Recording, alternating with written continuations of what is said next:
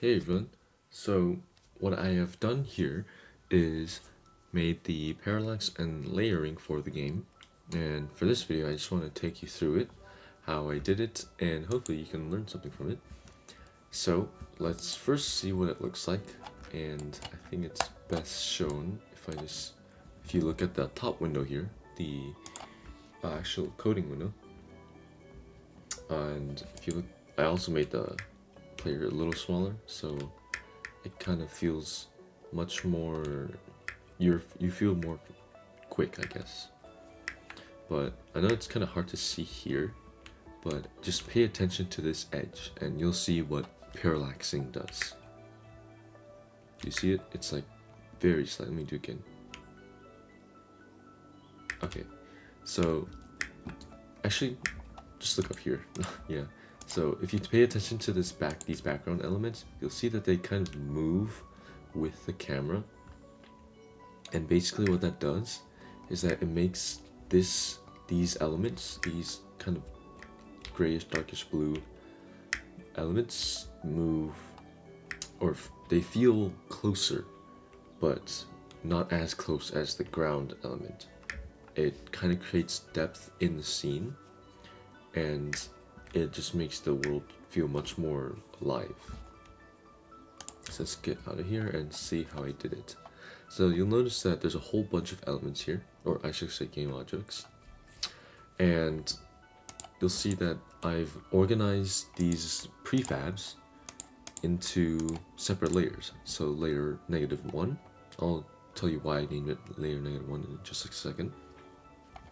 Layer -1 is the background elements, and layer 1 are the ground elements. And player is actually, I'll just move it right here, not in layer 1. We want to move it outside. There you go. So player is in layer 0 right now. So you look at the sprite render and see that the ordered layer is 0. If you go to layer -1, you'll see that I added a component called a sorting group, which makes it so that the actual layering of all these elements is, how I want it to be. So the order and layer for this one is -1, and -1 makes it so that it's behind layer 0, which is what player is on.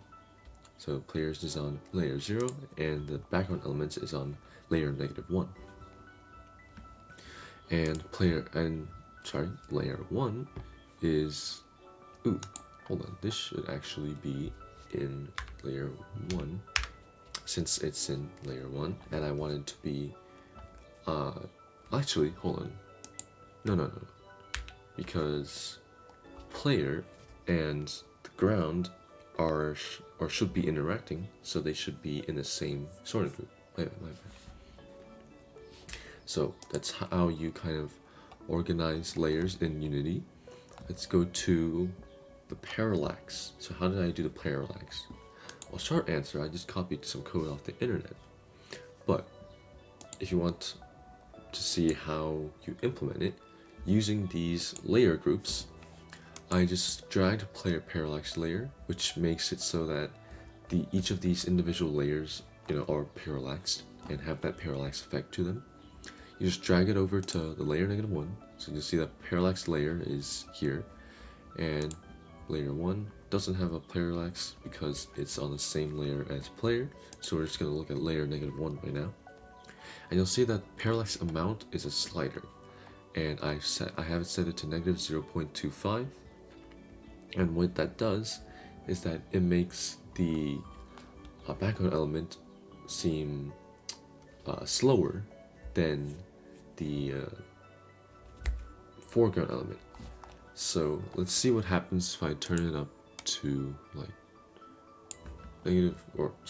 positive 0.28, and you'll probably see that it's gonna look a little weird. Yeah, so it looks like everything is going super fast, which is not what we want actually, because this kind of effect would be reserved for the foreground element, and this makes it so that it just feels less deep, or there isn't much depth to the world. So let's set it back to negative 0.25, and let's get that nice background effect back. Let's go to this edge here, and yeah, you can see that it feels more behind, I guess, like it does in real life. So, oh, also, Parallax controller should be set to the layers, this parent layers game object. So I put everything under, oh, that's why I put it, okay. Let's put player up there, yeah. So we don't want player in the actual layers group, but we do want layer 1 and layer -1 to be in the layers for obvious reasons. And that's pretty much wrapping up Parallax. Hopefully this taught you a little about something about layering and sorting groups. If you have any questions, of course, just comment or email me or whatever. Yeah, thanks for watching, and you guys have a good day.